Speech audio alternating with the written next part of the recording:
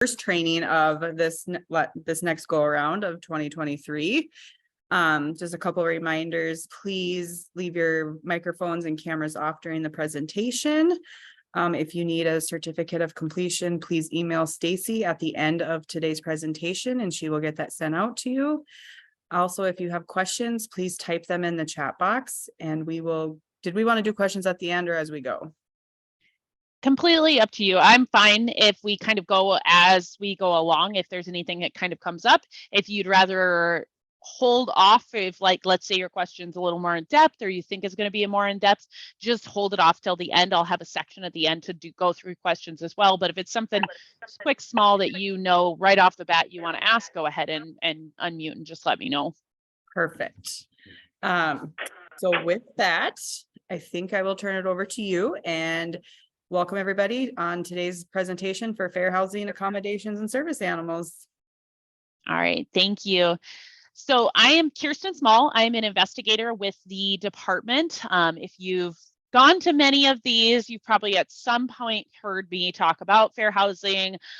We do presentations on fair housing, service animals, accommodations, modifications, pretty much anything in the realm of discrimination is pretty much what we handle.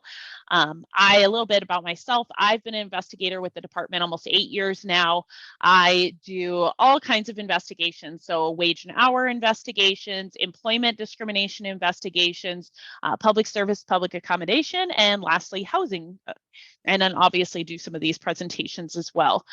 So I've done many different investigations, seen a lot of different things. Hopefully we'll give you some insight as to what the fair housing laws are and kind of what discrimination means, how it pertains to you, and kind of things to prevent any sort of issues in the future with relation to our department.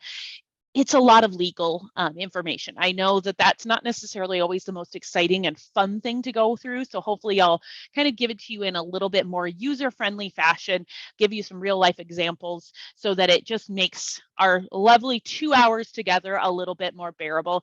I know going through law information and just hearing, a government employee tell you all the do's and don'ts of things can be thrilling, but hopefully we'll give you guys a lot of information and some good tips, I guess, going forward for the future, at least some guidance on where to find some questions and answers that you have going forward in any of your interactions with fair housing laws. So first and foremost, we're going to go through the department's scope, go through a little bit about what the department is. A lot of people may have had dealings with our department, maybe they haven't. And so I'll give you a little bit of insight as to what the department actually does, kind of what issues we handle and what the realm of the department, what we oversee. We'll talk about what is discrimination. So discrimination obviously is a word that kind of can be used in many terminologies, but we'll talk about it under the legal realm of what discrimination means under our laws. We'll talk a little bit about the fair housing laws themselves. So what laws actually handle discrimination with relation to housing in the state. And then we'll go through some statistics and facts, go through some common issues, and then also go through some kind of advice going forward just to, again, hopefully prevent some of those common issues or common situations that may come up. So to go through a little bit about the department. So before I started at the department, truthfully, I had no idea really what the Department of Labor and Human Rights did. I could have kind of assumed, I guess I just always assumed it was a pretty large department. Ironically, it's quite the opposite. Currently, we have a staff of 5 investigators, 2 administrative employees, a human rights director, and a commissioner. So in some realms, we're actually smaller than some people's families. We're a very small, tight-knit group. We handle all of the cases that are filed on the labor and human rights side for all of the state of North Dakota. So we have a lot of jurisdiction, but a very small staff. So when people have any sort of dealings with our department and it seems like maybe it takes a while to either get a response or boy, it takes them a while to get through all of these cases, it's literally an issue of manpower. We just do not have a very large staff as a whole.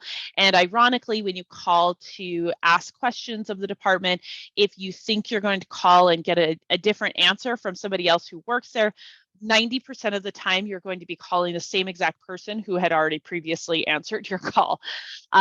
We handle the wage and hour division. So the labor side of things is obviously going to be mostly our wage and hour issues. It's minimum wage and overtime. We go through the equal pay laws, child labor laws. So employees that are 14 and 15 years old, or any individual that's under the age of 18 has specific labor laws pertinent to them. And so we handle those. We do have some jurisdiction over labor unions, employment agencies. Wage collection is probably our biggest one. So that would be if you don't get paid properly by your employer and you think you're either owed additional wages or maybe they made deductions from your pay, anything like that, that would be that wage collection piece. And we handle all of those complaints within our department for, again, the state of North Dakota. And then lastly, independent contractor verifications. We can look into employment relationships between parties to determine if it truly is that of an employee-employer or that of an independent contractor relationship. So those are kind of the main pillars of that wage and hour division. Then we also have the human rights division. So that's going to be the discrimination side of things. We handle discrimination in the realm of employment, housing, public services, and public accommodations. So public services would be obviously if there's, let's say, like the water department, some kind of public service or public entity that's providing a service to the public, maybe the police department. If you believe discrimination occurred in your dealings with one of those agencies, then you could file a complaint with our office regarding that. And then also public accommodations would be something like, let's say you went into Walmart and you felt that you were discriminated against in your transactions through Walmart, then we could look into those issues. And then lastly, credit transactions. That would be for things like discrimination in lending. So discrimination in loans, discrimination potentially in mortgages, things like that, where it might kind of be near the realm of being in housing as well, but it's actually a credit transaction. And then lastly, things like this. The education and awareness is obviously another pillar, the third pillar of our department. One of the main things that we handle is obviously the complaints themselves, but we want to try to prevent the complaints from coming in the first place. So we always are there to provide any sort of, we do trainings, we do brochures, we do booths, so various booths around the state. Basically, we're just trying to broaden any sort of awareness or bring the knowledge to individuals in what the laws are. So hopefully they aren't, mishandled either at that time or going forward. And so those are our three main pillars. When it comes to each division, it's not that we necessarily have, for example, separate investigators working within each division. There's not, just the sole wage and hour division or human rights division. Most of our investigators, if not all of them, are all cross-trained in all of the various areas. So when we look at that human rights division, there's a couple main laws that we handle with relation to that discrimination side of things. So the main one is the Human Rights Act. That's going to contain a lot of the general information about discrimination. So it has a lot of the definitions. It has a lot of the pieces of the employment discrimination or that public services and public accommodations. And then we also have the North Dakota Housing Discrimination Act, which we'll explain a little bit further when we kind of go through the fair housing laws, but that's obviously going to be the discrimination issues specifically to housing. So not necessarily as broad or, generalized to employment or public service or public accommodations. This Discrimination Act contains information specifically to housing transactions. And then the last two laws on here are related to retaliation. So we do have retaliation with regards to the Human Rights Act and the Housing Discrimination Act, and that would be retaliation related to any sort of allegations of discrimination. So let's say you witnessed maybe racial discrimination and you spoke up about that, and as a result of you speaking up about the discrimination, they took some sort of retaliatory action. those types of retaliation are handled under the specific, like the Housing Discrimination Act or the Human Rights Act. But there is also these additional regulations related to retaliation, which we call more of like the whistleblower type laws. And the North Dakota whistleblower law, a great example of that is if an employee reported some sort of legal violation, and as a result of reporting that legal violation, the respondent took some sort of retaliatory action against them. So for example, if they contacted, let's say maybe the employer was asking them to do something that would have been illegal, that they were asking them to file paperwork improperly, and they knew that it was a legal violation. If the employee spoke up about that, and as a result, the respondent took some sort of retaliatory action against them, they could file that whistleblower complaint. And then the last one is the Public Employee Relations Act. And that one it's basically pertinent to employees, specifically public employees that report similar to the whistleblower laws. They report some sort of legal violation, but it is very specific in the fact that the employee does have to be obviously a public employee. And additionally, they have to make that report in writing to the agency head, maybe like the Attorney General. Basically, they have to kind of make that report in writing to some upper power that be, and they're again the public employee. So those are the main Human Rights Division laws that we handle.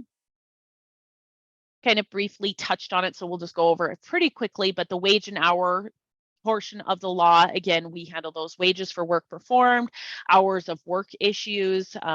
We handle a lot of, let's say, an employee that didn't get paid their vacation pay when they left employment, or maybe they didn't receive their final paycheck, or they believed that they were exempt from overtime or not exempt from overtime, and the employers classified them as exempt from overtime.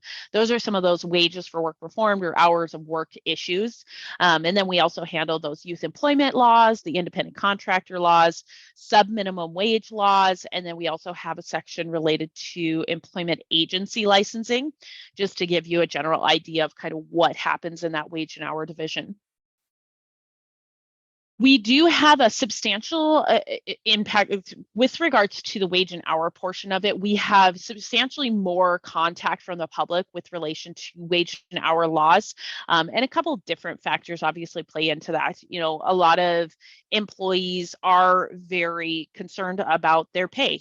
Most of us don't, work for the sheer enjoyment of it. Generally speaking, we do need to receive payment for that. And so if an employer is not paying them properly or not paying them at all, it's a very real concern, a very, I guess, kind of open and a little more black and white concern, where they say, see, they deducted from my paycheck. Here it is right in front of me. So we get a lot of public contacts in regards to the wage and hour. This is just for the last biennium, which we're coming up on the end of this current biennium, but the last biennium of 2019 through 2021, we had about 5,800 public contacts, and that's telephone calls, emails, anything of the sort. We had 639 claims filed and 689 claims closed.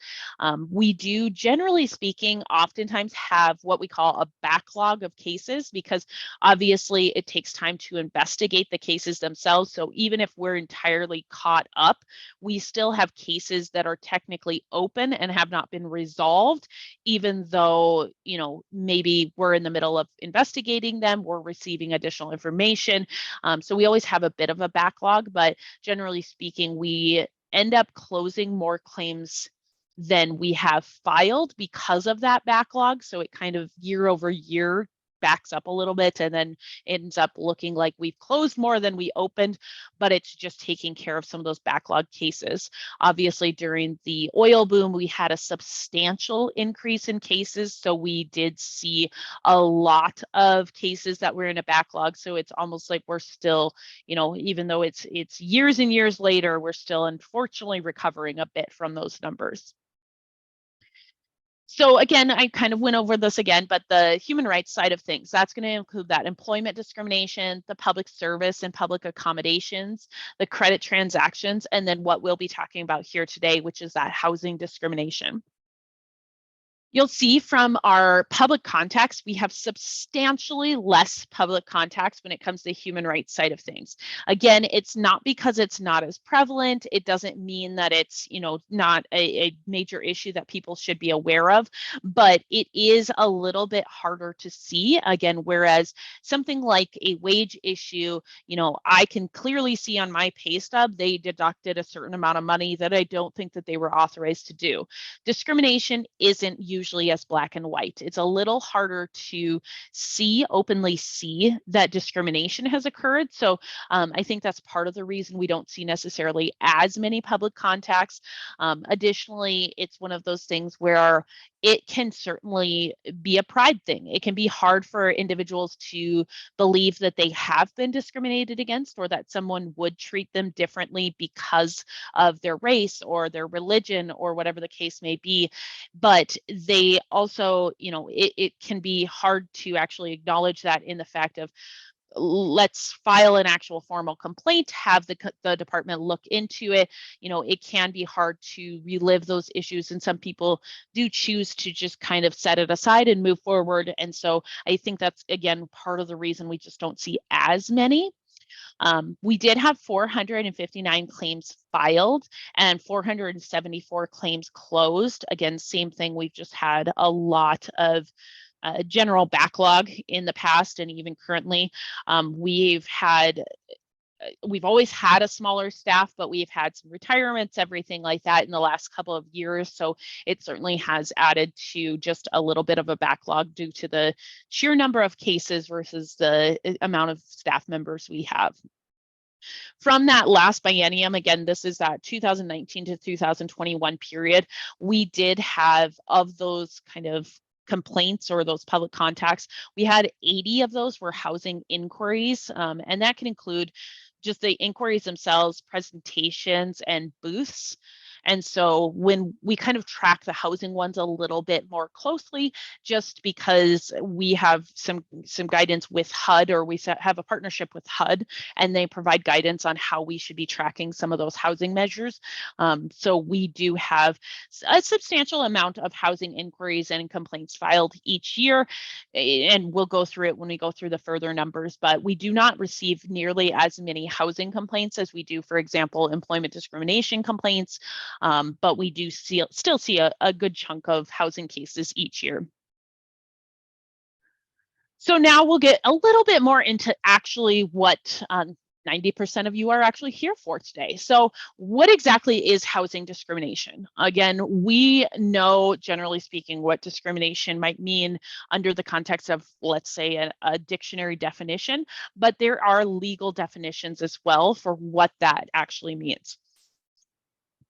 So when we talk about housing discrimination, we're talking about treating someone differently in the sale or rental of housing because of that person's membership in a protected category.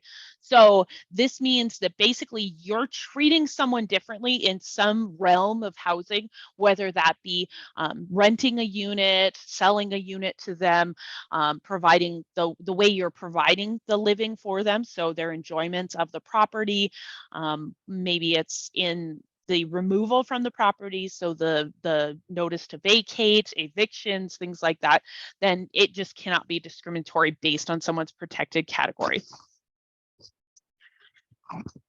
Under the law, a lot of people, a lot of cases that we see, it's not necessarily that it's all malicious or outward discriminatory intent behind it. But even if something was intended to be good, we can still find that they acted illegally.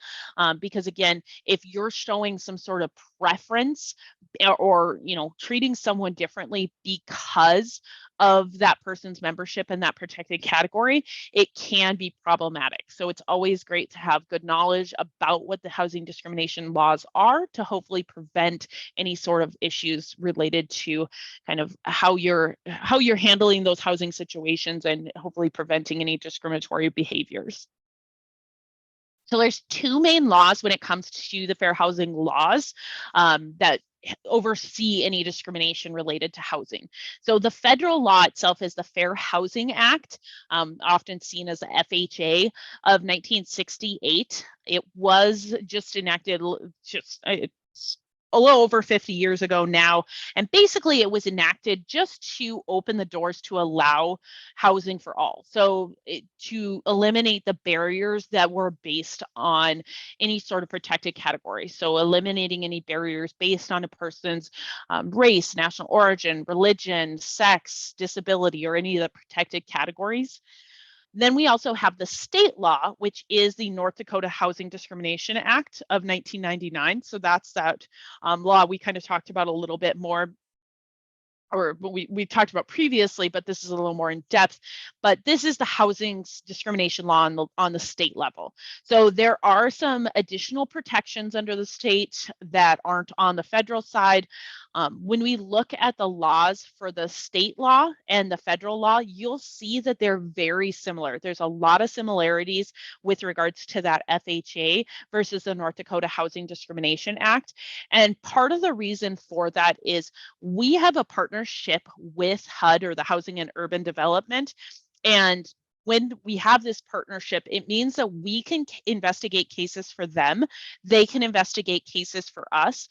But as part of that, we do have to have what we call substantially equivalent laws, or have them very similar. So we wouldn't be able to really work forward on housing discrimination cases if our laws were completely opposite or completely different between the state side of things and the federal side of things.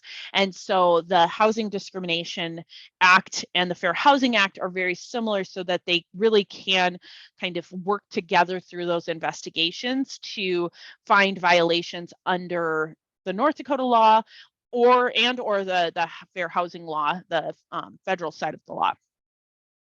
So again, the whole purpose of the laws themselves is just to make it unlawful to treat someone differently in the sale or rental of housing because of that person's membership in a protected category. So we've talked a lot about that membership in a protected category. What exactly is that? So under the Fair Housing Act, these are the protected categories. So we have race, color, religion, sex, national origin, familial status, and disability. And so these are the federal protections. So it's illegal to discriminate against somebody based on one of these protections. The North Dakota law has the same protections as the federal, but it also has a few additional categories. So when we look at that, the right-hand side, or the left-hand side rather, on this slide, it's going to have all those federal categories, and then the right hand side is going to have the additional state categories. So a lot of states, the federal law is kind of the bare minimum. You have to have at least protections under those laws.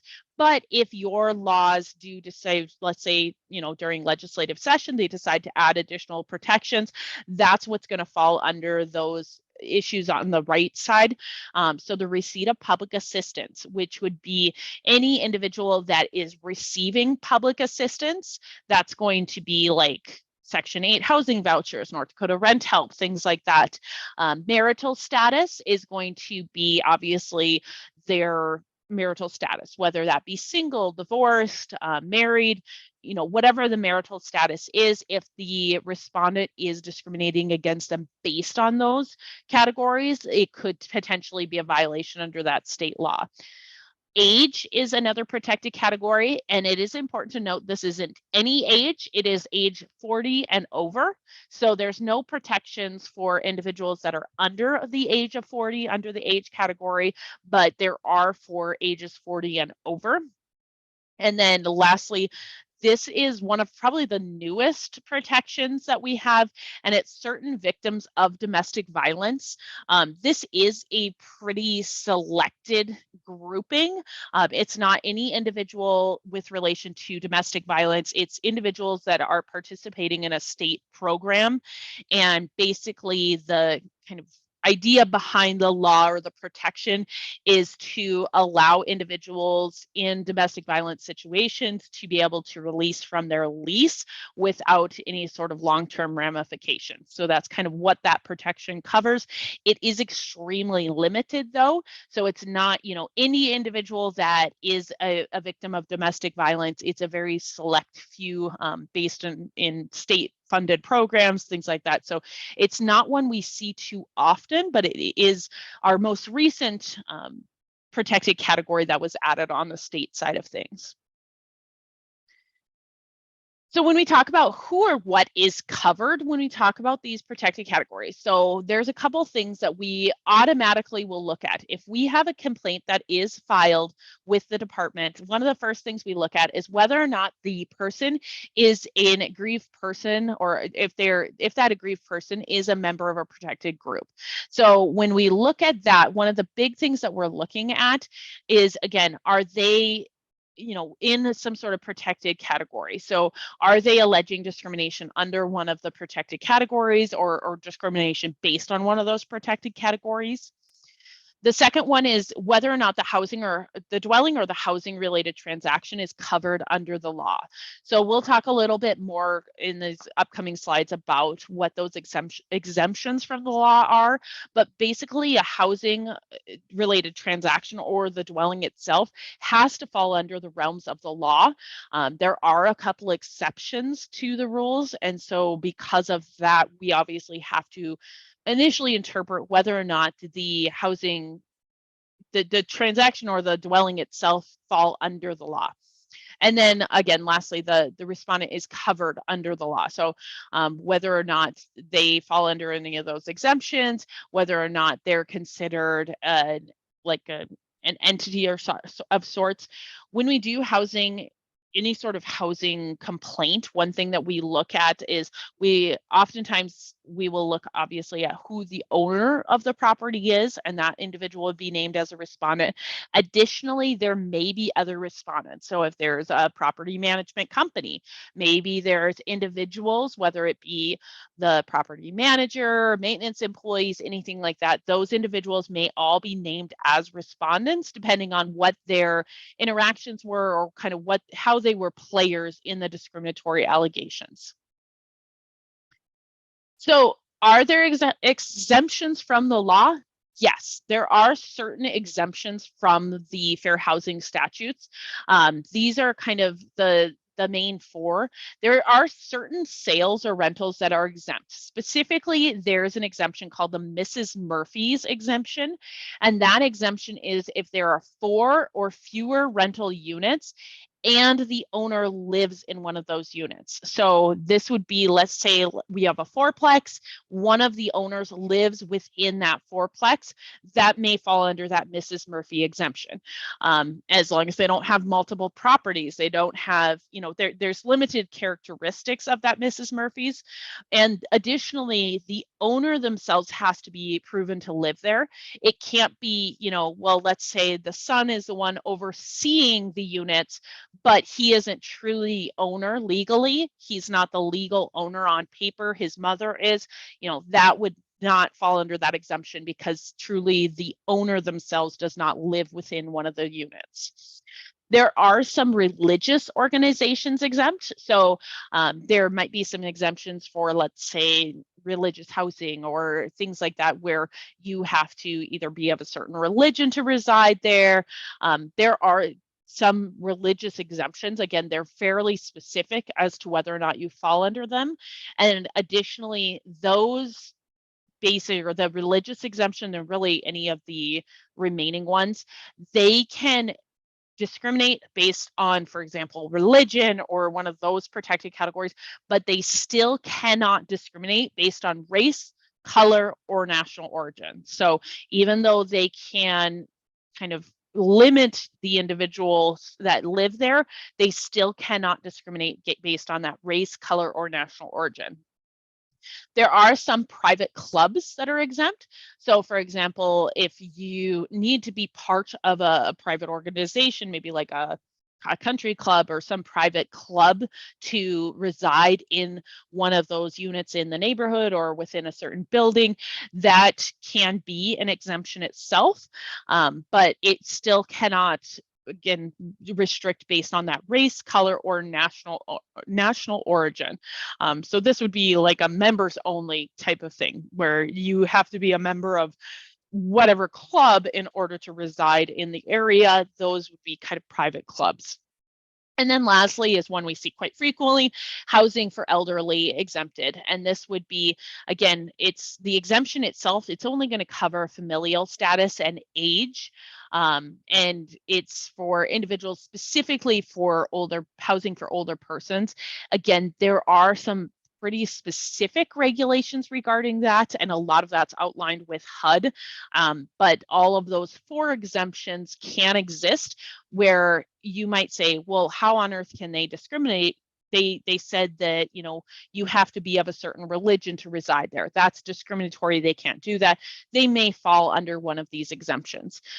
If any individual, you know, if a respondent does claim a religious exemption or a private club exemption or a Mrs. Murphy's exemption, it is something that the department's going to look at very closely. So if that's an exemption that you are stating that you fall under, just make sure that you've spoken with an attorney or you have all the documentation necessary to really illustrate that you do fall under the exemption, and this is why.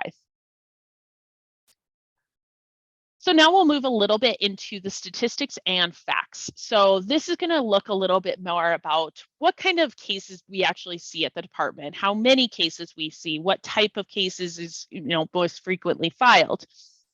So in again, this last biennium, and we're coming up here at the end of June, we'll have the new biennium statistics. I always think it's easier to look at it from a biennium, but we had approximately 48 total claims for housing specifically in the last biennium. When you see these numbers, so there's 27 claims that were completed through what we call conciliation or closed through conciliation.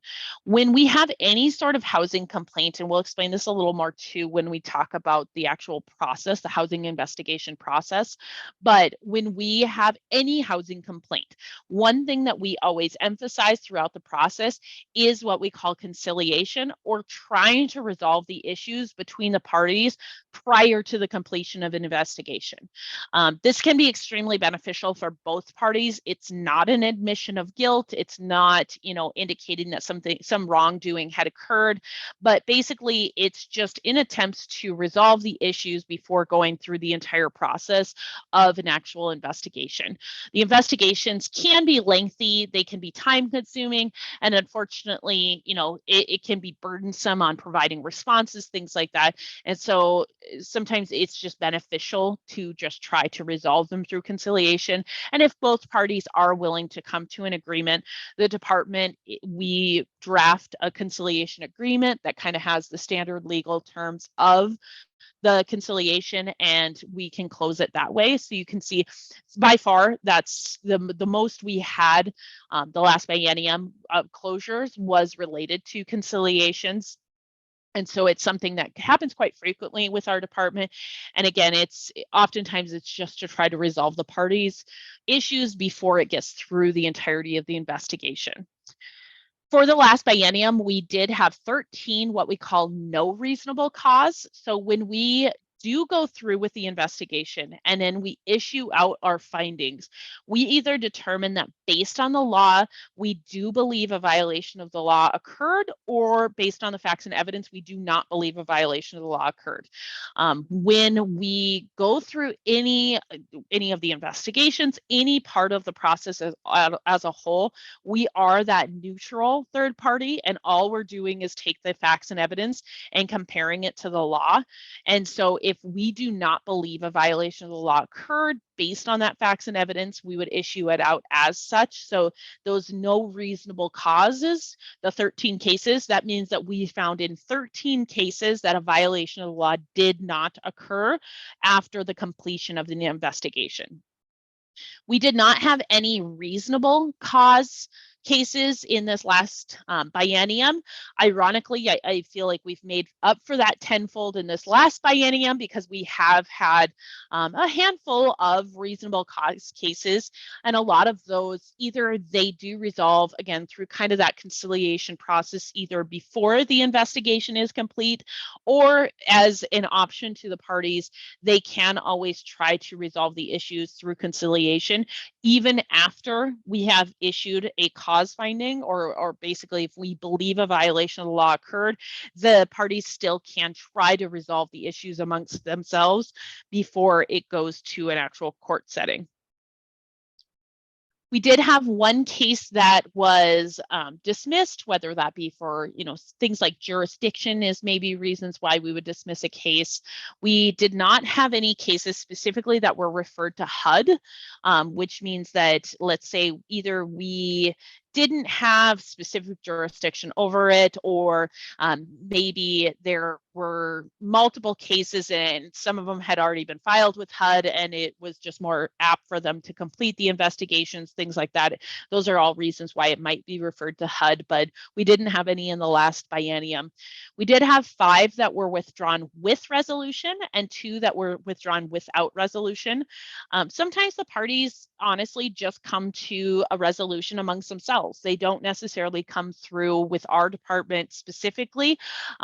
The big difference between a resolution that might be reached on their own is, again, maybe they truly just worked it out amongst themselves, or maybe they just, wanted it a little more informal. Again, the department does produce that conciliation agreement through our conciliations, and it's just that kind of legal binding document. So sometimes the parties don't necessarily want to go through that portion of it, and that might be why they withdraw. And those withdrawn without resolutions, some individuals just don't want to proceed forward with the process. Maybe it's that they just moved into a different unit, or are now living under a different landlord. They don't want to deal with the issue. They just choose to not move forward to the investigation. Those are all reasons why individuals might withdraw without a resolution. The housing cases, so we had 48 filed in this last biennium. That's about 10 down from the previous biennium. It seems to kind of ebb and flow. We do see fluctuations, obviously, in housing complaints. We did see a little bit of a jump during COVID, but it's, it was kind of after there was the pauses on the evictions, everything like that. Once that cleared up, we did have a little bit of jump, but it seems to ebb and flow based on a lot of different factors, a lot of things going on. We've seen, I would say, a little bit of an increase here through this last winter. And I think in part, obviously, if you're having a housing situation, it becomes much more difficult if you're struggling to find housing in something like a winter like we've had, where it's very difficult to make other things work. It's not like it's very, easy to either stay at friends' houses or in your car or whatever the case may be when the winter is really tough. So I think that's at least part of why we've seen a little bit of an increase. So when we look at, of those 48 cases, a lot of the cases are filed on disability. By far, that's going to be the most cases that we always see year over year. It seems like retaliation and disability are always our top cases. A couple different pieces to that. North Dakota's obviously changed a lot, I would say, in the last 10 years as far as kind of our makeup of people, but generally speaking, we don't have quite as much diversity. So it tends to be that we just don't see quite as many cases filed on, for example, race, national origin, color, any of the protected categories related to that. Not as much as maybe they might see in certain larger areas or even just other portions of the country. But disability and retaliation, by far, we see the most filed on. We did have 28 of those 48 cases that had at least disability-related issues involved with them. 10 of them were for retaliation, 2 public assistance, 3 familial status, 3 national origin, 3 color, 1 age, 6 sex, 8 race, and 2 marital status. As you go through those numbers, clearly you see that exceeds the 48 cases that I talked about. And that is because you can file on more than one basis. So for example, if you believe that you are being discriminated against because of your disability, your familial status, and due to your sex, you can file on all of those bases. So there might be multiple issues that are related or tied into one complaint. A lot of times we'll see one of the protected categories being alleged, and then retaliation is also included in that. So for example, you know, they felt that they were being discriminated against because of their receipt of public assistance. When they complained about that receipt of public assistance harassment, then the respondent took some sort of retaliatory action against them, then they may file on public assistance and retaliation. So when we look at these issues and see all those 28 disability cases, 24 of those 28 cases were accommodation cases. So reasonable accommodation is, we're going to talk about it a little bit more in depth, but that is one of the top issues that we see. And truthfully, it's one of the top issues we see for cause violations as well. We see a lot of issues with relation to violations of a respondent not permitting or allowing some sort of reasonable accommodation. So being that disability is by far the most filed on item, what is the definition of disability? Again, just like with discrimination, there is a dictionary definition of what disability is, and then there's a legal definition, and those definitions are slightly different. So under the law, and this is how our department is going to determine whether or not a person is a person with a disability, the individual has to fall under one of the definitions of those 3 definitions. They either have to be a person with a physical or mental impairment that substantially limits a major life activity. They have to have a record or a history of such an impairment, or they have to be regarded as being an individual with such impairment. So the first one, obviously pretty self-explanatory. If you have an actual impairment that's substantially limiting and, you know, is causing you a substantial limitation due to your disability, that might fall under that first category. Likewise, the second category, same thing. If you have a record or a history of such an impairment, this might be, it seems kind of hard to tell just seeing the legal definition, but when we look at what a physical or a mental impairment that substantially limits, we're looking at how that physical impairment or that mental impairment impacts things like your daily living. So does it substantially limit your ability to work? Does it substantially impact your ability to care for yourself? Does it substantially impact your ability to breathe or walk? Those are all things that could be major life activities that an impairment could substantially limit. It's very, very, very much a case-by-case basis. A lot of this information is going to be a case-by-case basis, but we look very closely as to whether or not an individual is a person with a disability. And that's going to always be kind of establishing whether or not they actually are in a protected category. The last one, the being regarded as an individual with such an impairment, this is for those negative perceptions or those stereotypes of believing you have some sort of substantial limitation, even though you might not.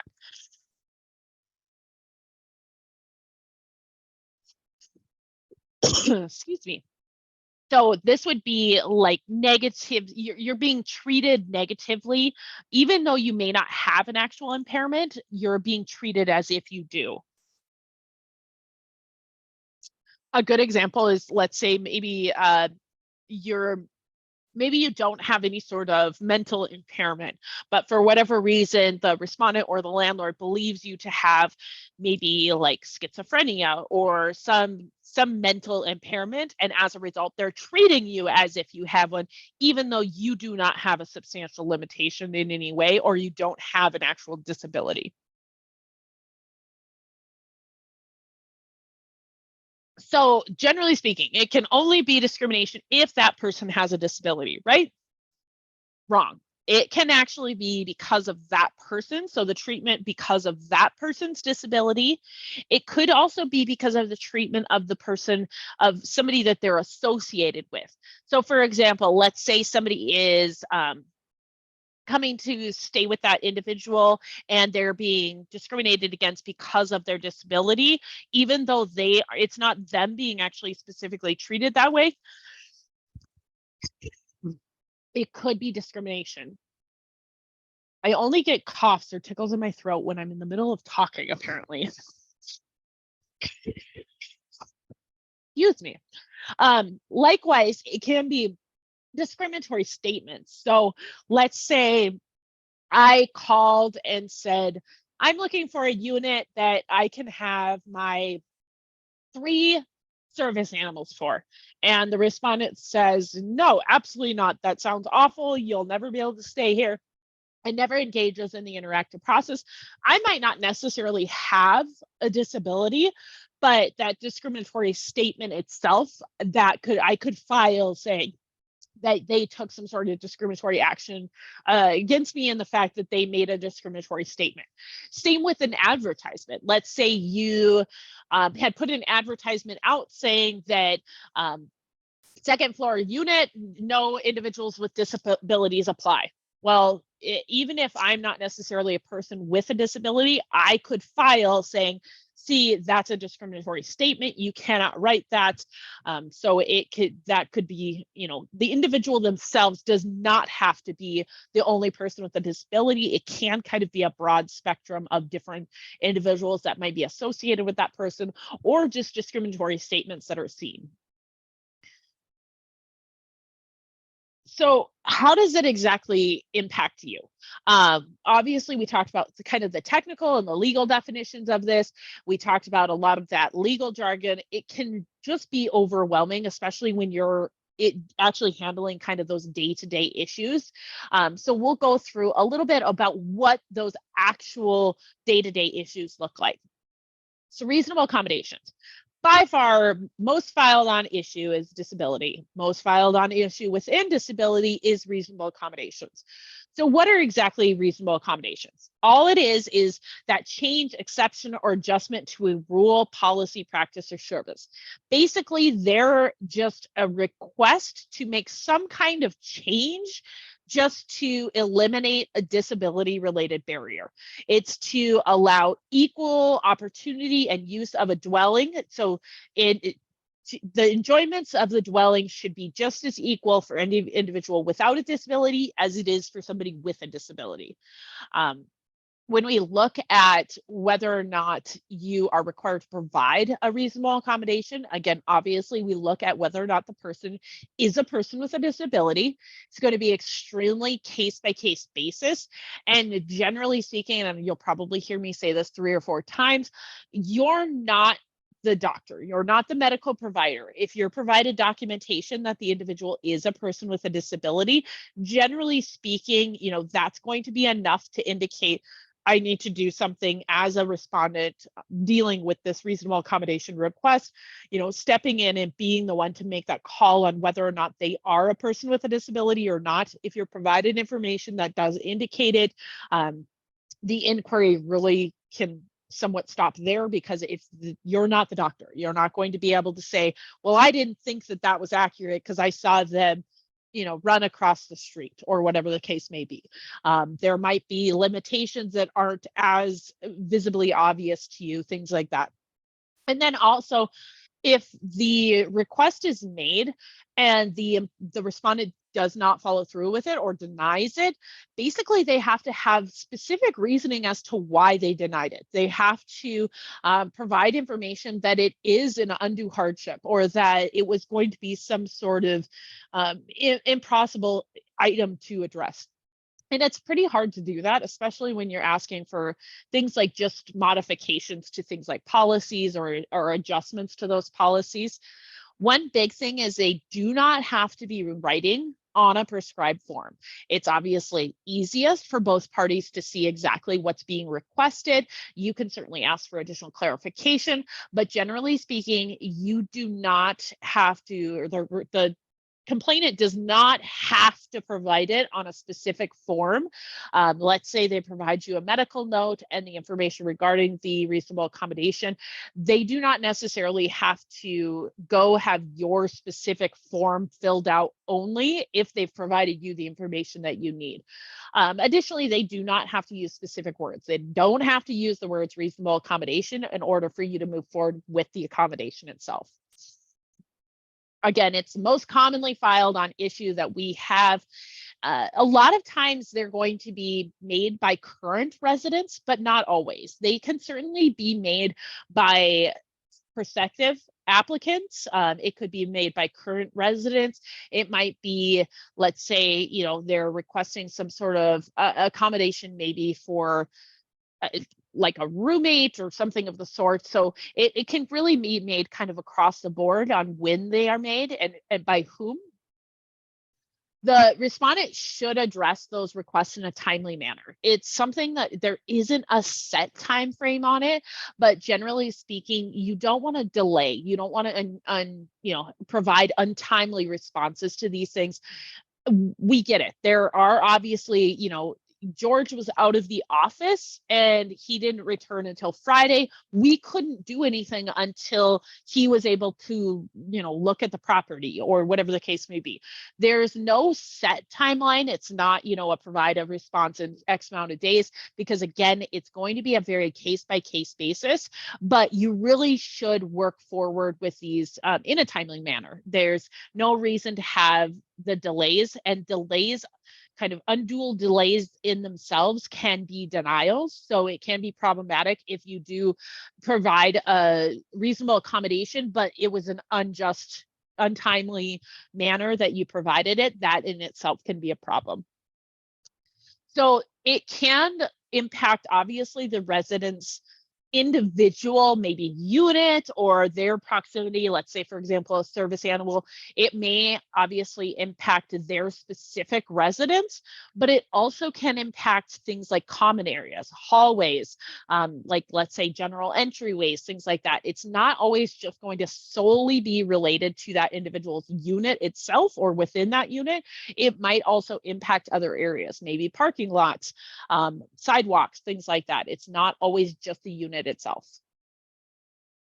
Likewise, there's reasonable modifications. So we don't see those quite as often, but they are existent. And those reasonable modifications, those are going to be the actual structural changes. So these are actual changes to the structure or to the unit itself. It could be things like installing grab bars. It could be widening doorways. It could be adding things like ramps.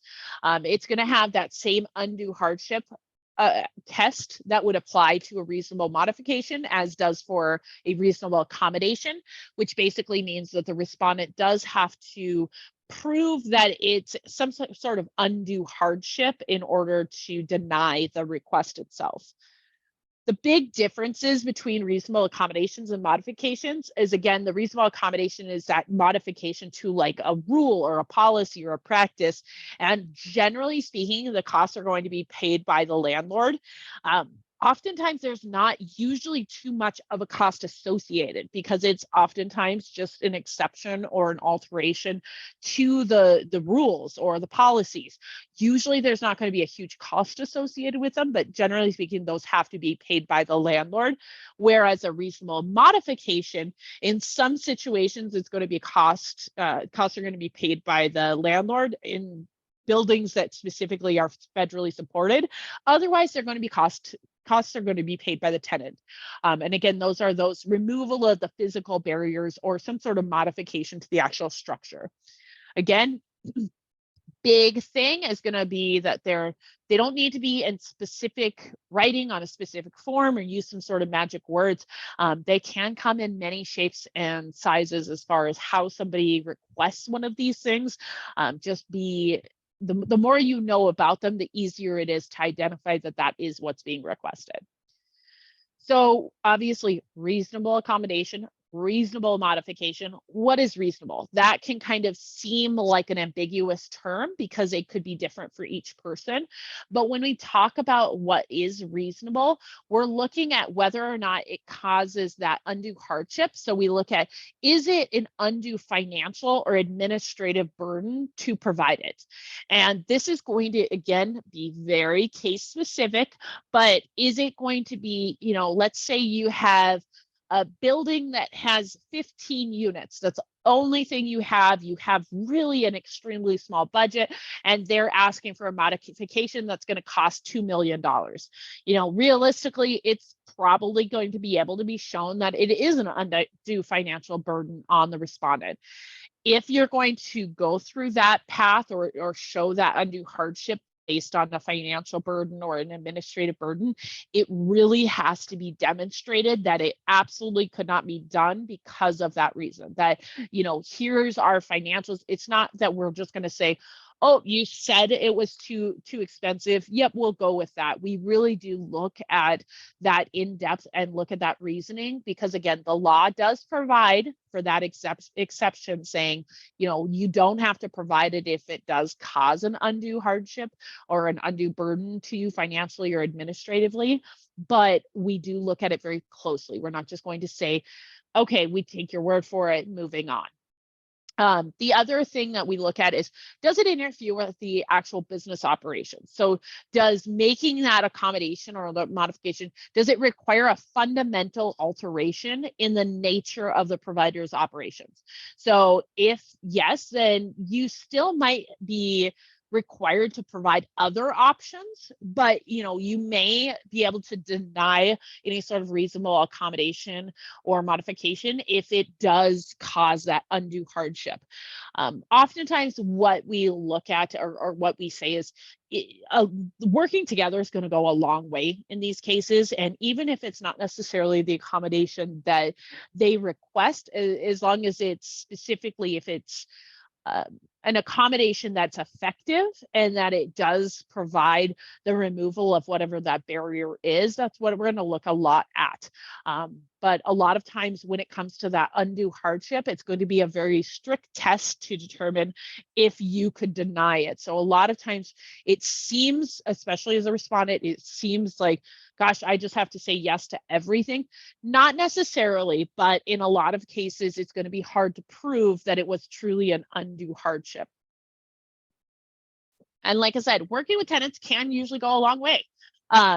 A lot of times I've been here almost 8 years, and I can very much say we do not have people come into our department explaining how wonderful their landlord was, how much they enjoy them, how much they like them, but they just feel like they need to file just in case.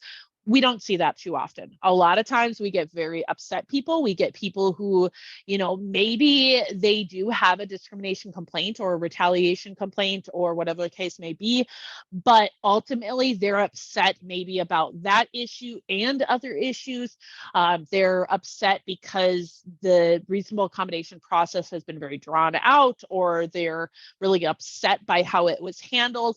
That's where we see a lot of the cases. Again, you're not necessarily going to prevent it 100% of the time, but realistically, we do not get thrilled people coming to our department saying how wonderful their relationship was with their landlord, but they just feel like they have to file. Working with your tenants is going to go a long way in a lot of these issues.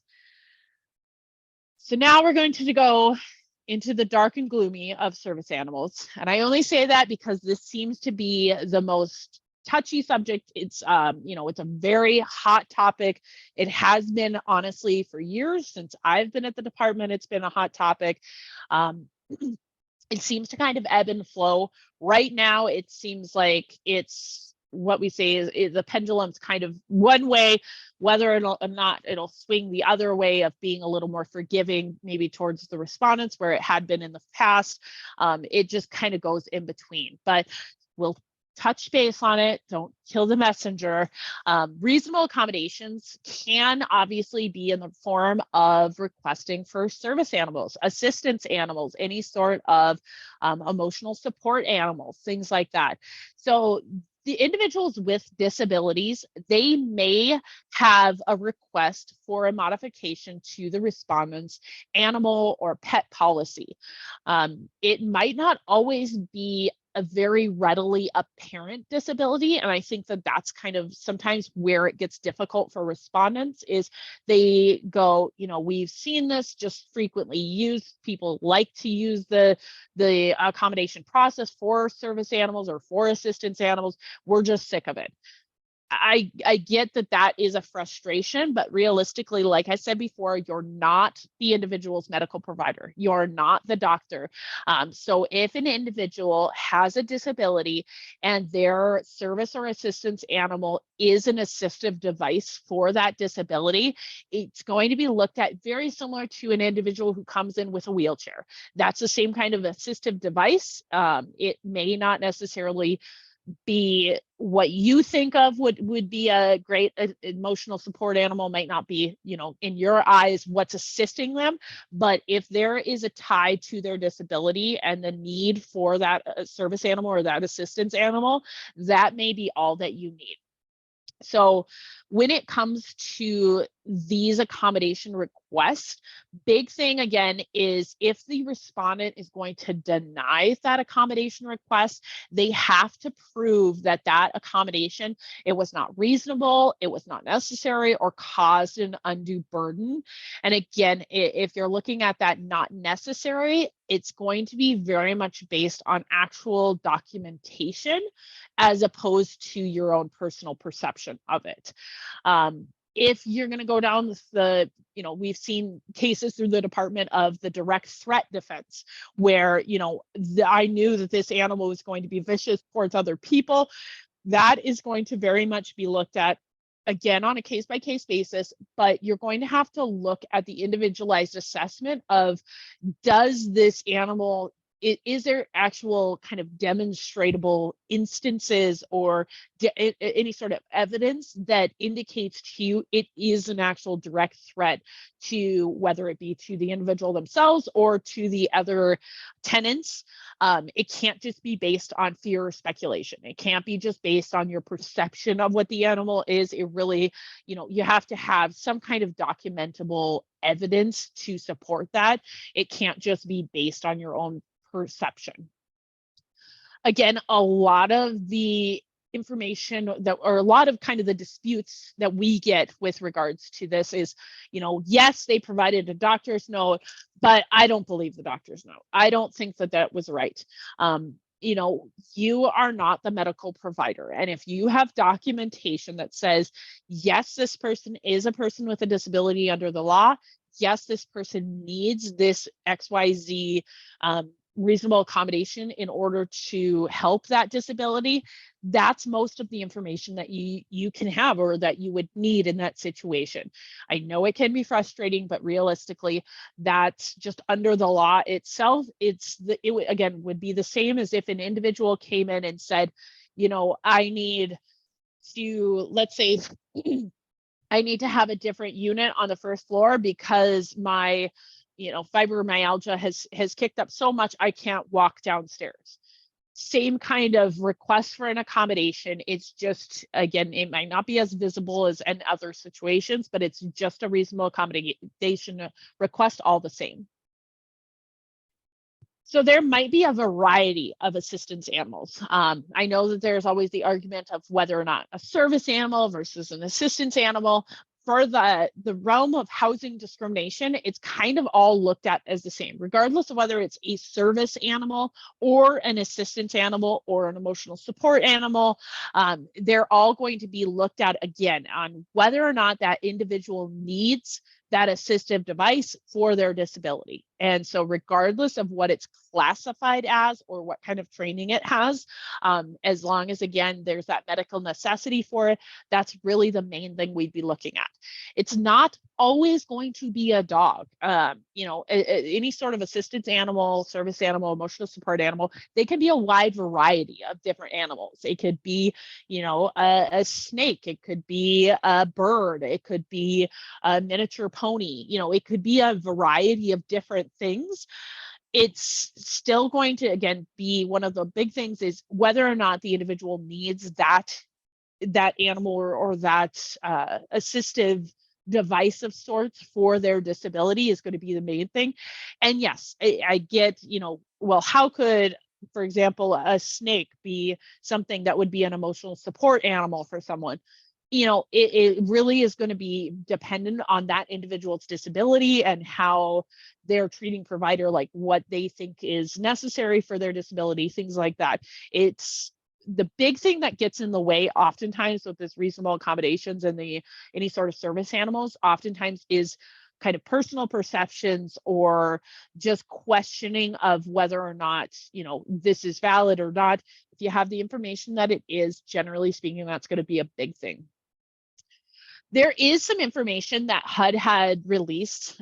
They have a joint statement about the reasonable accommodations and modifications. It's really user-friendly, very much a question and answer format. But one of the things on there that they talk about is requiring individuals with disabilities to pay extra fees or deposits as a condition of receiving a reasonable accommodation. Where we see this one a lot fall in is related to the, let's say, the pet fee or kind of the security deposit for the animal itself. You cannot charge extra fees towards individuals with disabilities because of their reasonable accommodation. You can't require them to pay an extra fee if it is for a service or assistance animal, because it's not a pet, it is an assistive device. HUD also issued recently a notice concerning service animals. They did in 2013, and they actually have one now. I think it was just released in 2020 or 2021, and kind of updated some additional information about service animals. But again, those are very helpful. It provides a lot of information about in just question and answer format about common issues that come up with service animals. We use these documents a lot as guidance, but again, it's really, really going to be a case-by-case basis. And you as a respondent should always take it as that. You should always evaluate each individual request, never look at it as a blanket. Well, this worked for Susie, it's probably going to work for Joe. You're going to have to evaluate each individual situation on a case-by-case basis. So again, some of the main issues that we see or comments related to it is whether or not it's a direct threat. And like we talked about, that's going to have to be based on kind of actual evidence or some sort of true belief, and this is the reasoning as to why, as opposed to just being a perception or a stereotype that this might happen. We've had issues come up about city restrictions that, well, the city itself, for example, breed restrictions, that in itself, there can be issues with city restrictions, specifically breed restrictions, if they are not formatted to say, have some sort of exception or at least an evaluation of a reasonable accommodation process. But those issues can actually be issues with the complainant and the city regarding the actual ordinance that they have versus you and the complainant. So the respondent themselves, the landlord, the apartment association, whatever the case may be, they, may think that they're doing the best thing by just following solely the city restrictions, but really the city restrictions may have potentially problems if they have like a breed restriction but doesn't allow for any sort of opening of an exception for a reasonable accommodation or an evaluation for a reasonable accommodation. And those issues will oftentimes be between the complainant and the city themselves. So they shouldn't necessarily entirely play into your decision as a landlord, as an apartment association, as a property owner. Again, common areas certainly can come up. This could be that the animal may be in certain common areas. It's, again, just as you wouldn't restrict individuals with a wheelchair from being able to use the hallway, likewise, you may have exceptions to rules of animals in the hallway or, any sort of request for like, no, they can never be in the entryway or whatever the case may be. There might be exceptions or requests for exceptions to those rules because of, again, the reasonable accommodation process.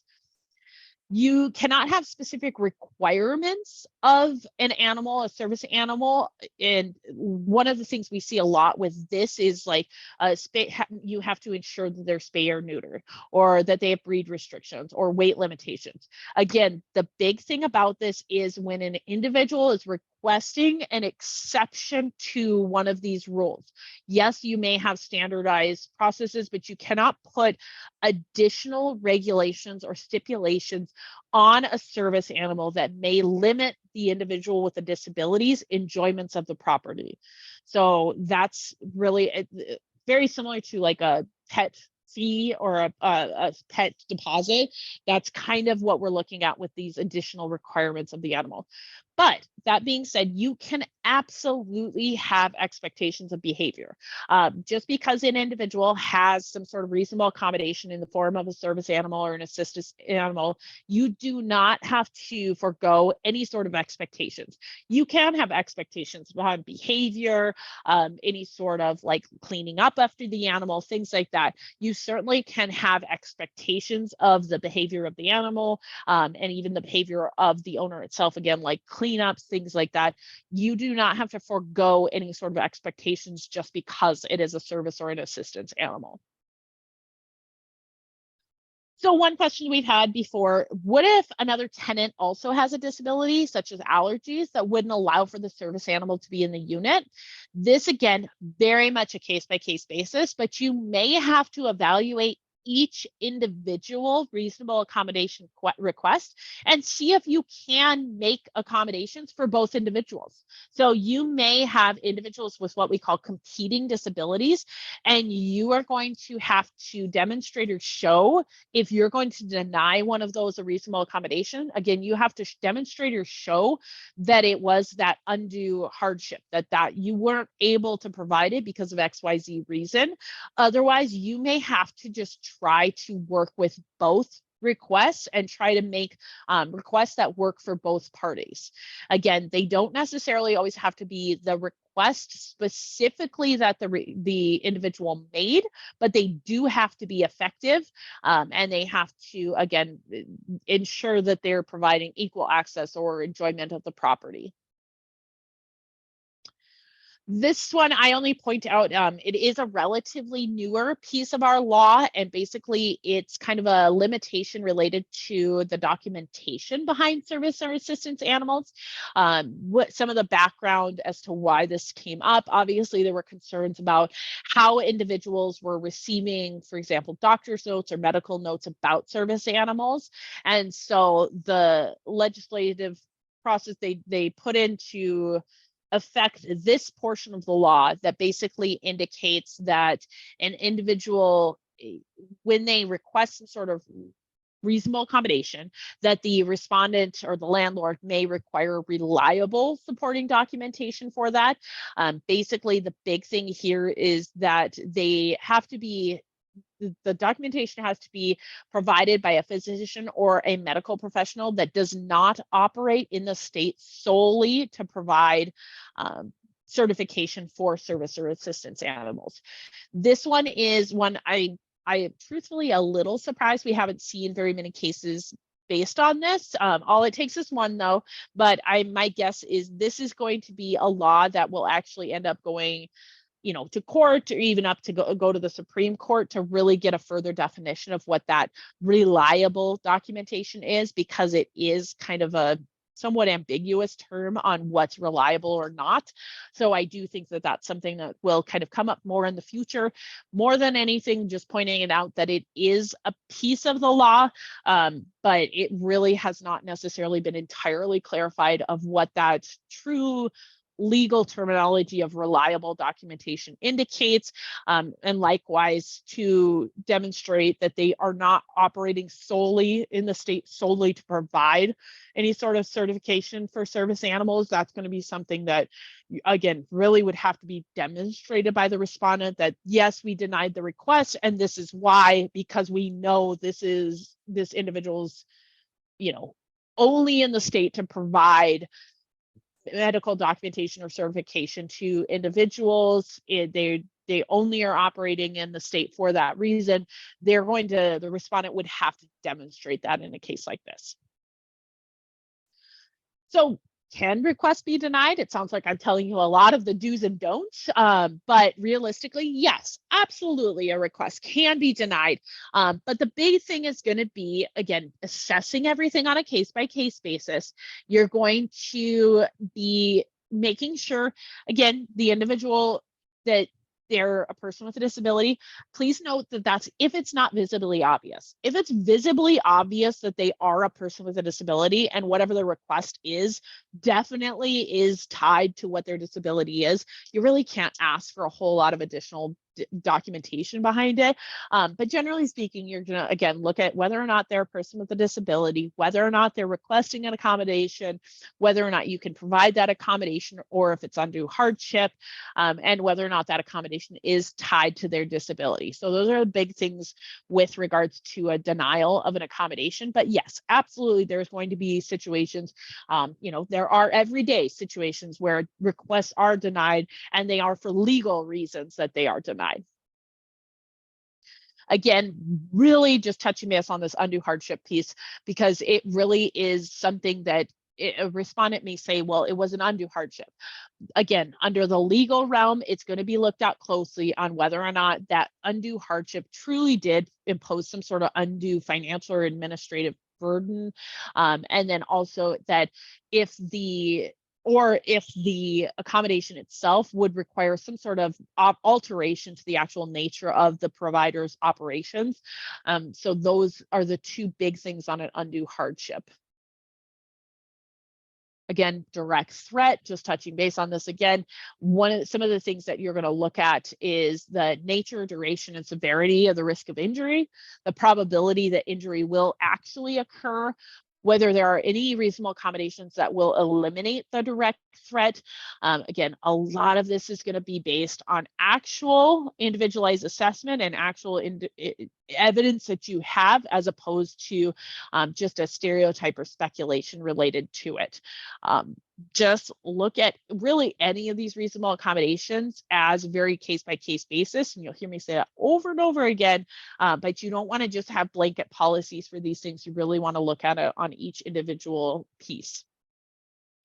So can you ask for documentation? You may be able to.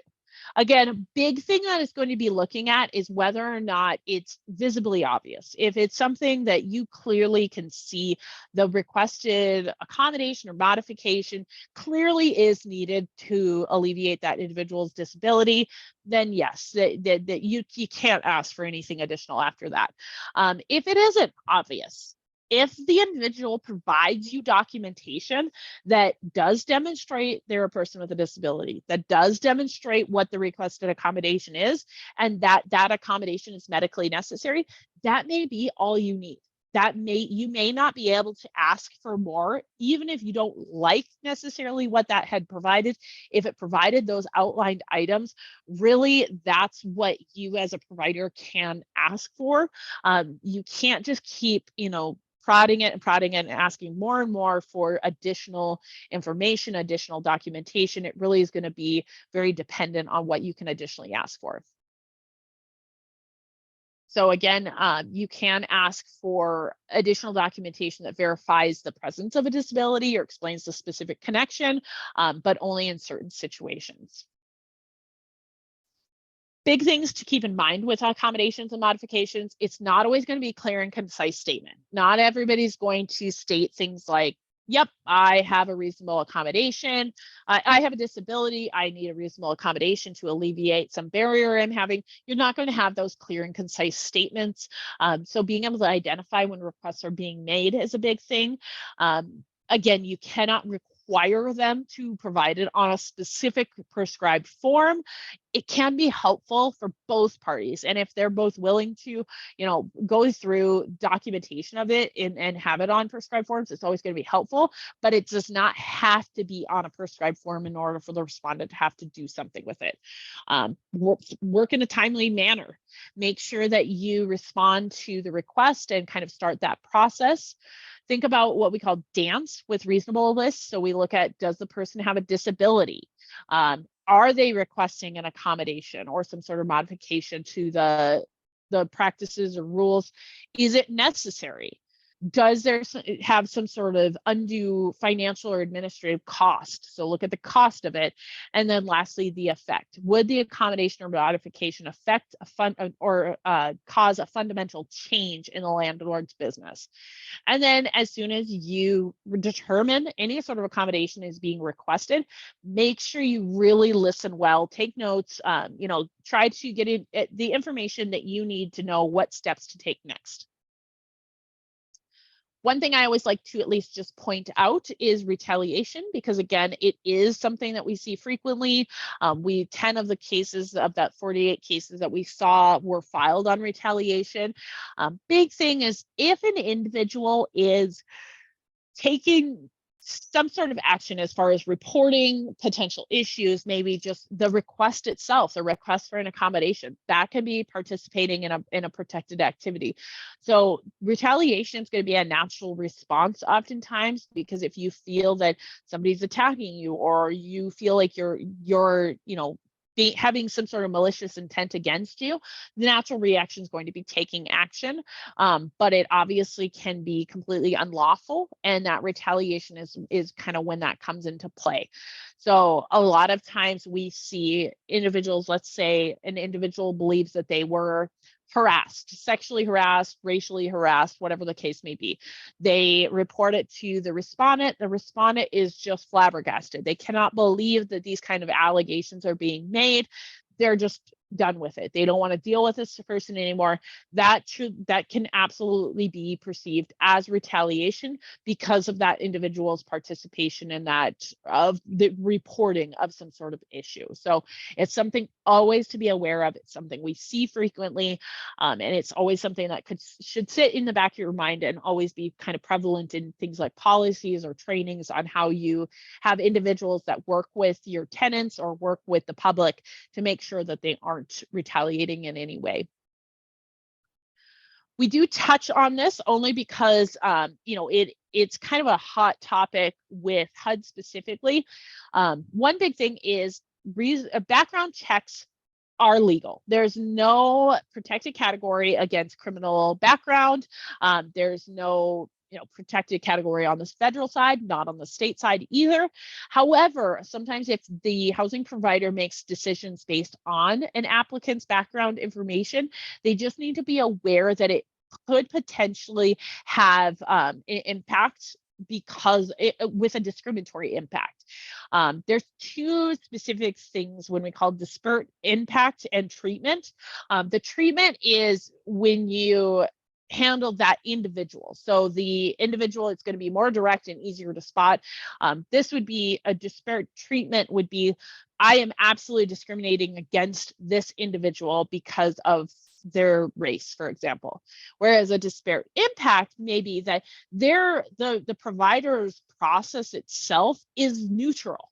They say, no, we don't care what you look like, we don't care what happens, but if you have a felony, we're not going to accept you. That can potentially have an impact. Not in all cases, but it's just something to be aware of in what your process is, because when you look at the prison populations, individuals that maybe have, whether it be a criminal background or a felony background or whatever the case may be, that it's an unproportionate or disproportionate amount of certain races or classes of people that fall under that category. And even though it wasn't intended to be discriminatory, it can be, because it's weeding out people that are kind of unfairly proportioned in the prison population. I just kind of give you the numbers here. Generally speaking, across the board nationally, there's a disproportionate amount of African Americans that are in the prison population versus the other races. And so as a result, if you eliminate every person with a criminal background, you may unfairly be discriminating against people of African American descent because of their disproportionate amount of individuals in the prison population or having criminal backgrounds. Likewise, in North Dakota, you'll see that on the Native American side of things, there's 20% in the prison population versus the 85.8% of the Caucasian in the general population as far as races go. Just something to be aware of. It's like I said, it is absolutely not something that's a protected category at this point. It's just something that as you go through your processes to be aware, if you are weeding out individuals based on something like criminal backgrounds, making sure that maybe you're going through the other pieces of the process first of weeding out them, you know, for whether it's the financial backgrounds or, you know, the general review of their past rental histories, things like that, kind of maybe handling some of those things before just jumping right into the background checks. Publications. One thing that we do obviously handle in discrimination is publication. So a person may not make, print, or publish to the effect or affects the making, printing, or publishing of a notice, statement, or advertisement that is about the sale or rental of a dwelling that indicates any preference, limitation, or discrimination because of a person's membership in a protected category. So what does that mean? Basically, you can't make any statements or you can't provide any sort of advertisements. And we say advertisements, it could be even making Facebook posts. It could be, you know, making, let's say, some sort of ad or a video or putting an ad. I know it's not quite as frequent anymore, but putting an ad in the paper and indicating some sort of preference or limitation based on a person's membership in a protected category. So it can be perceived as being discriminatory. Some of the publications, obviously, again, published in newspapers or other media. Social media is going to be a huge one nowadays, whether that be, you know, again, in Facebook or Twitter or any of the social media applications, even just online notices, things like that can obviously be indicated. It could be any written statement. So it could be notices to your tenants. It could be maybe memos that you're just putting out in the general areas, things like that. And then verbal or nonverbal statements as well. So individual, let's say, you know, calls you on the phone, they ask some questions, you respond in some sort of discriminatory manner or indicate you have a preference. You know, I will never rent to a single bachelor guy ever again because they're nothing but trouble. That in itself could be a discriminatory statement because it's obviously showing a preference based on that individual's marital status and that person's sex. So that's kind of, for example, a verbal statement. Sometimes the statements, again, are absolutely well-intentioned, but they may not necessarily be legal. So if you're stating, you know, I'm not going to rent to anybody that receives XYZ state funding, that they're, you know, people can just, they can apply, but I'm never going to rent to them because I found they never pay their rent. That they're just trying to cover themselves. It's not that they necessarily meant to be discriminatory, but it absolutely could be discrimination. Again, same kind of exemptions from the publications as we had previously talked about. Those housing for older persons, the private clubs, religious organizations, some shared housing situations. So things like dorms, you know, if they're showing that it's a women's only dorm, that those can be exempt from certain publication issues. There's multiple pieces that can be liable when it comes to any sort of discriminatory advertising. Again, maybe the old school piece of it is the for example, the paper. If you were to advertise in the paper itself, the paper that advertised, they actually posted it, could be in trouble. The person who made the post or had put it together to be put into the paper, all of those individuals could be liable.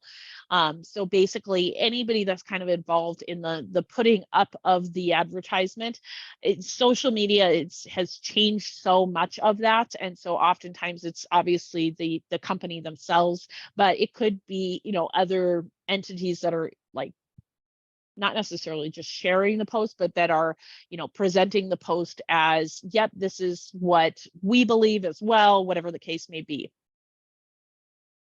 When we look at whether or not an advertisement is discriminatory in nature, some of the big things that we look at is that reasonable person standard. So it's not just, well, generally, I think you're showing a preference. We look at if that was perceived to be kind of on that readily apparent by any ordinary listener or reader that it does show a preference, that's what we're looking at. So obviously in my example of the, I will never rent to a single bachelor male again, that clearly from an ordinary listener, they're going to say, yes, that definitely shows some sort of preference that would be potentially perceived on a protected basis. Now, if I said, I'm never going to rent to somebody like that again, that's going to be a lot harder to demonstrate, because really from any sort of ordinary listener, unless there's additional context, that's not going to necessarily really demonstrate a true preference or limitation based on a protected category. So when we look at that reasonable person standard, that's kind of how we're looking at it, is whether or not from an ordinary outside listener or reader, would they believe that that is indicating some sort of preference based on a protected category? We always state, make sure to advertise the unit itself and not what you wish to have residing in the unit. So some of the terms to avoid, obviously, some of these are pretty self-explanatory, but even some of them that aren't nearly as apparent that you would think, I want to make sure to rent this to a bachelor, no children, make sure that they're Christian, that handicapped individuals need not apply, or things like that. There's certain terms that obviously are, again, much more apparent than others, but it's all going to be based on what that ordinary listener, or how it's kind of what the context of the statement is that really can impact it. The biggest thing that we are going to state is that the rule of thumb when advertising the sale or rental of a dwelling is to describe the property, not the person that you're having live in it. Additionally, one thing to make note of is when we look at some of these situations, it's really hard as a respondent in most situations to really try to deal with some of these situations kind of with an even keel mind and try to remain calm, because sometimes it's just in the heat of the moment of those emotionally charged situations that these type of things come up, where they make statements or they will say something that might, again, not necessarily be on its face ill-intentioned, but they're in the middle of the heat of the moment. They say something, they, again, kind of a knee-jerk reaction, and that statement itself could be discriminatory. In this day and age where everything can very easily be documented, text messages are very easily documented, emails, even recordings of phone calls, things like that, they can be very easy to acquire. It's not, nearly as hard to document some of those things. And so even if it was not, it was just heat of the moment, you were just upset, that doesn't necessarily make it legal, and it still could be a violation, even if you really, I didn't mean to say it like that, that's not what I intended. It still could be perceived, if it's, has that discriminatory message behind it, that it is showing a preference, that could be a violation in itself. So I'll just talk a little bit about the process itself. Like I said, hopefully a lot of you have not had to deal with our department too often, but if you haven't dealt with us, it's also hard to understand if a complaint is filed against you, what to expect, or what to do in those situations. Big thing again with the department, we are just that neutral party. So we conduct fair, impartial, and thorough investigations into the facts and circumstances of the complaint. And all we are just trying to determine is whether or not there is reasonable cause to believe that the respondent violated a law, a housing discrimination law, or not. When it comes to the complaints themselves, we receive the complaint and kind of move forward from there, but we always act as that neutral party. We're never on the complainant's behalf, we're never on the respondent's behalf. We're solely there to get the information and decide if a violation of law occurred or not. When we have a complaint filed, so any individual that believes they've been discriminated against has a right to file.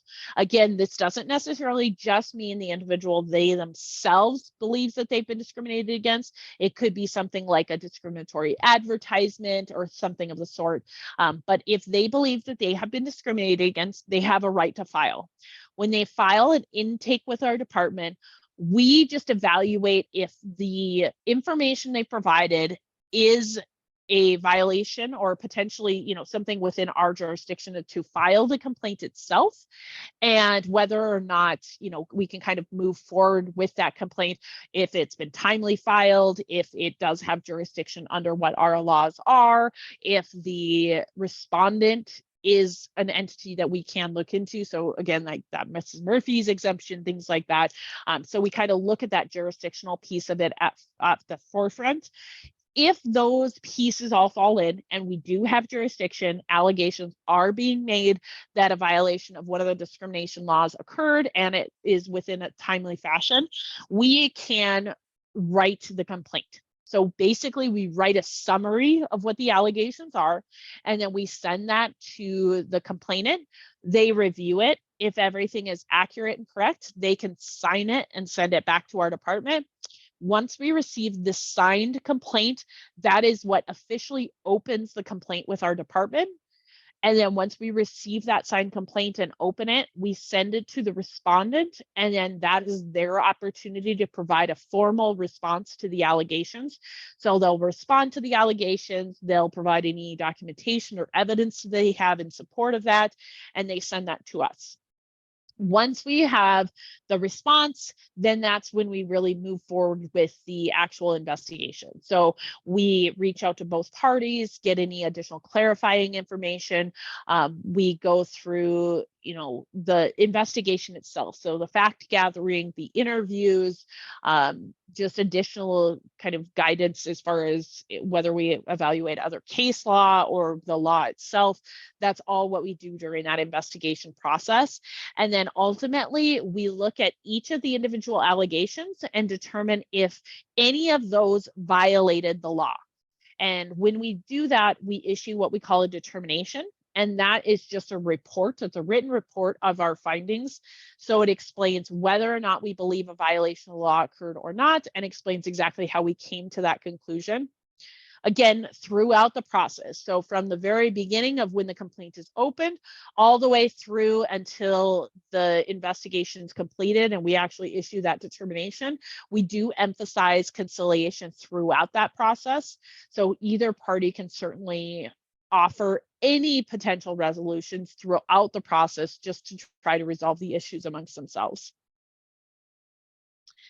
If we do believe, based on the facts and evidence, that a violation of the law did occur, we do issue what we call a charge. And so we'll have that written determination explaining exactly how we came to the conclusion we did.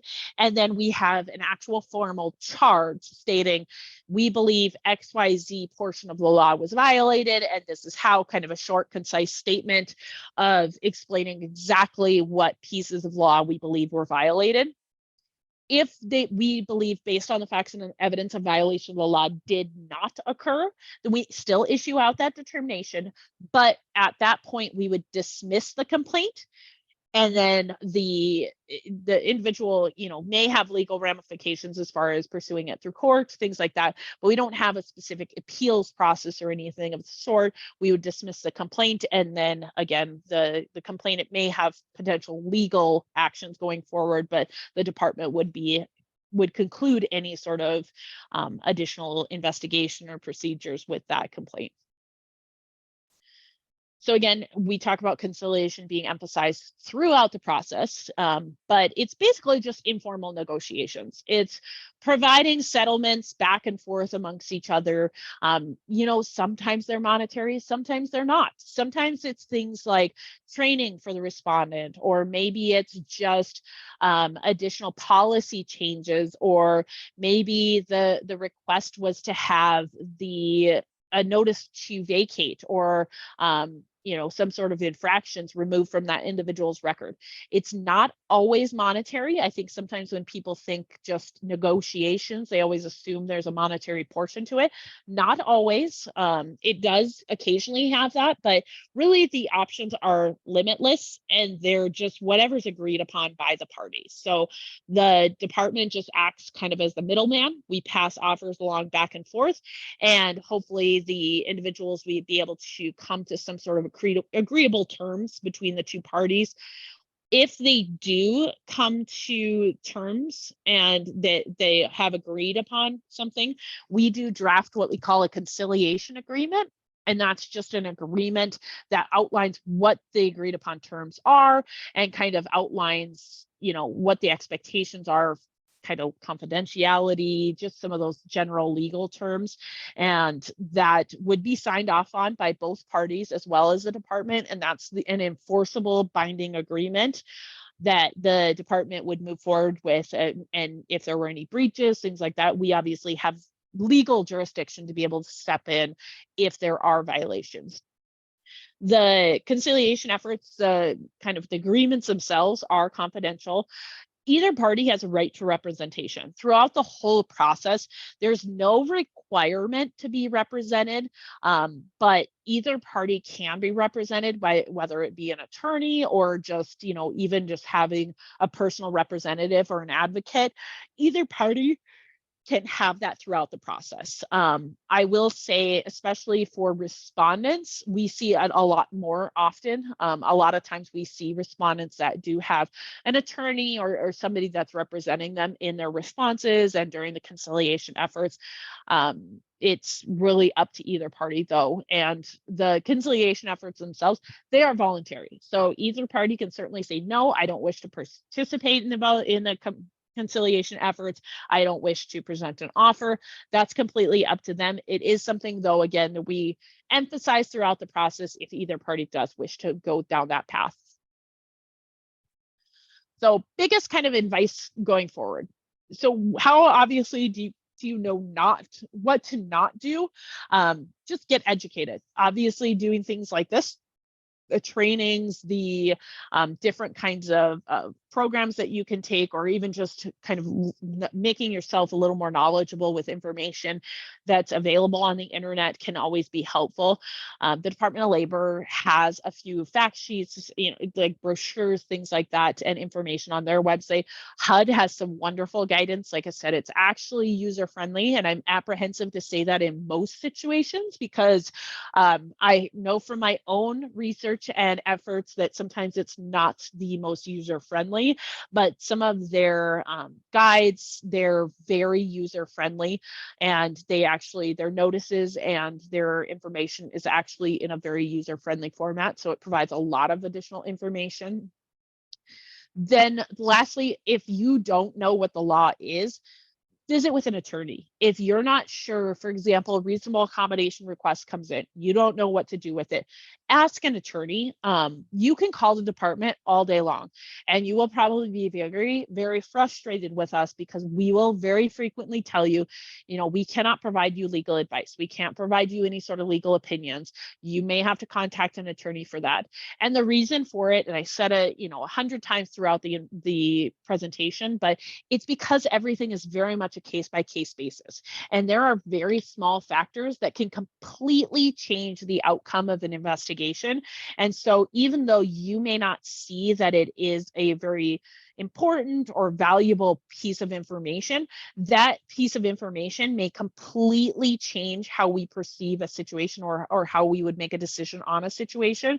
And so it's always very important to make sure that you ask an attorney if you have any questions related to some of these laws.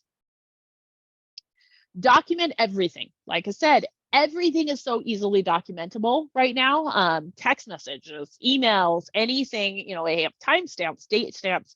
Make sure you document. I will say for every investigation, whether it be for employment discrimination, for housing discrimination, for labor laws or wage and hour complaints, I will never find that a respondent has over documented something.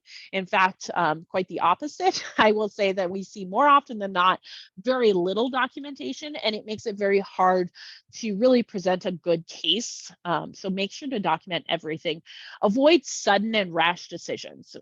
There are, you know, testers out there. There are situations where they're just seeing what you would say in some of these situations. Make sure you're not just jumping to conclusions and making rash decisions. You know, evaluate what the request is. Evaluate, you know, a little bit more of the information before just making a sudden, quick no. A lot of times, like for example, in some of those testing situations, it's just making decisions based on the information you have right at that moment. It can certainly get you in a bind if you answer the wrong way. Train your managers and staff, specifically the people that are directly dealing with the public. If you have any individual that's dealing directly with the public and they're going to have to be making some of these decisions, make sure they have the knowledge on how to deal with these situations and make sure that they understand, you know, some of the things that you have to look at, specifically, for example, reasonable accommodation requests, or whether it be showing units or, you know, approving applications. Make sure they have knowledge on what the discrimination laws are and kind of how to handle them, because it certainly can protect you a little bit from issues going forward in the future. Again, know the law. And I say that kind of tongue in cheek because I know the law itself. It's not like people go home and read it each night. I myself, even though I deal with it every single day, I don't do that every night, so I understand. But if you don't know what the law is, or if you're not certain on how to handle it, contact an attorney, and contact an attorney with experience. Don't contact, you know, the attorney that did a really great job with you in a child custody case, but has no knowledge of housing discrimination laws. Make sure you handle it with an attorney that does have some experience or knowledge regarding the specific housing discrimination laws, because they do have very specific nuances. And again, it's going to be on a case-by-case basis, and the attorney is going to be able to help you a lot in answering some of those questions. Be consistent. You know, make sure you have a consistent process. Make sure you have a consistent flow on how you handle these situations. It will make it a lot easier.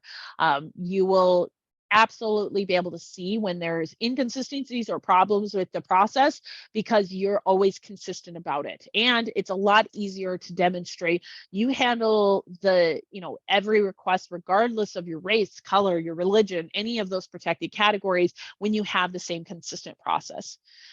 And lastly, be nice. It sounds ridiculous, but like I said, we don't usually get a lot of cases where the individual really was happy with the whole living situation. It's oftentimes very contentious situations that come up that end up in our office as complaints. They're not going to be avoidable in all situations. I will tell you, you know, I would not have a job if all of these situations were able to just be worked out amongst themselves, but there's a reality that you may always have cases filed against you. Just know that if they do come up, you have everything documented, you're able to provide a proper response. You know, you have a consistent process. So that's going to be a lot of things that will help you a lot in that process. So it's a lot of information. I'm guessing I have a handful of questions, but that's kind of where we're at for now. The information for the websites on here, there also are email address if you do have questions. Once we kind of go through this and it's sunk in a little bit, if you have further questions, feel free to reach out to us. Again, don't kill the messenger when we tell you that we can't provide you legal advice, but we certainly, all of our team is super helpful. They are very helpful in trying to provide you, at least pointing you in the right direction, pointing you into the place where the laws are, and trying to give you some information on kind of what to do as far as your situations go. But I'm guessing, again, we have some questions, so we can go through those now. Yes, there's a few in the chat. So the first one, so if owner lives there, but it is, say, 12 units, it does not fall under Mrs. Murphy exemption? Correct. So the Mrs. Murphy solely for 4 units or less. So 4 units or fewer, and one of those units has to be, the owner has to reside in. So 12 units would be too many. Can the landlord require the ESA or service animal to have shots and see the proof if the community they live in does not require it?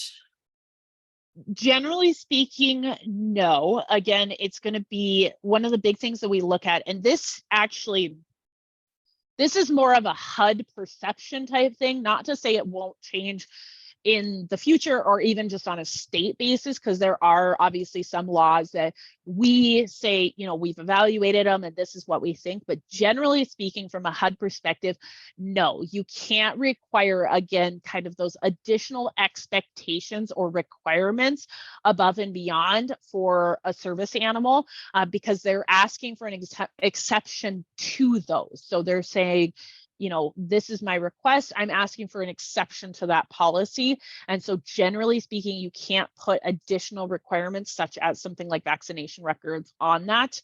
And so that's generally what the guidance would state for that situation.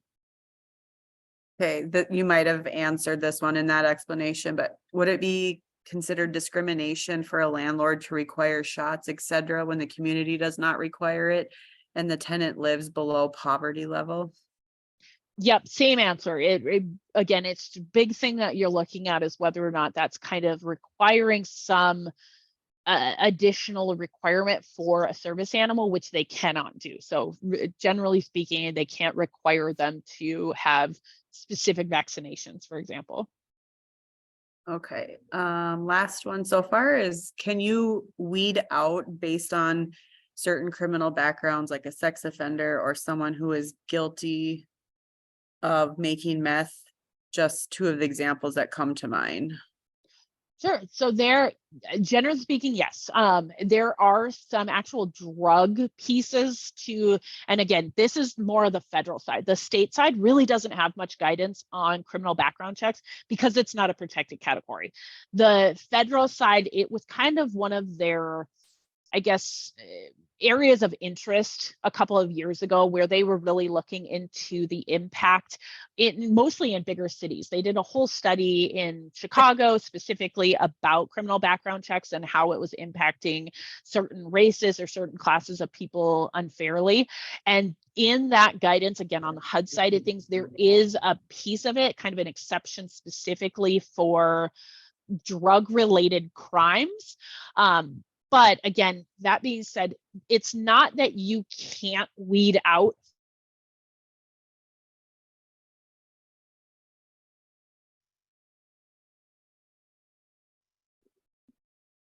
of weeding out only certain groups.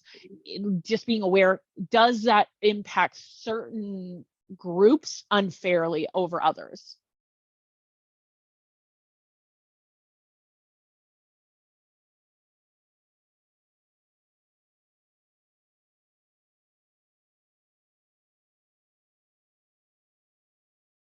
All right. Any other questions? I don't see any right now. If anybody has any questions that come up, you can sure email us and we can forward it on to Kirsten, or you can definitely shoot her an email or telephone call as well. Thank you again for presenting today. We always appreciate it. And again, if anybody needs a certificate of completion, please email Stacey and she will get that sent out to you. Also, following this presentation, you'll be receiving a link to the survey. Please take a couple minutes and fill that out and provide any feedback and possible topics for the future. So with that, I think we will wrap it up, and thank you again for presenting. Yes, thanks, guys. And like Kylie said, if there's any questions or anything like that, feel free to reach out. We are always surely welcome to try to help you guys. Best case scenario is we have less of these cases filed as a whole, and everybody's just following the law, but it's always not a perfect world, and I get that. So if there are things that come up that you just want additional information on, or even just for us to kind of point you in the right direction, certainly reach out. All righty, thank you. And Thanks, everybody guys. have a great rest of the day.